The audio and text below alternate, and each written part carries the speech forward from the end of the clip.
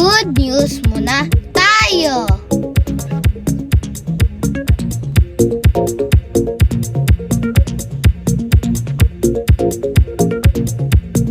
Andito na tayo sa Fable Mandaluyong para sa Rise to Fame Royal Chess Cup.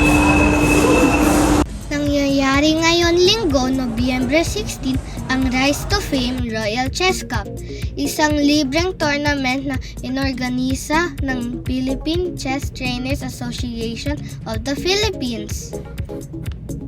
Umabot sa 150 ang nagpunta dito sa Fame Mall at lumahok mula sa kiddie, junior at open categories.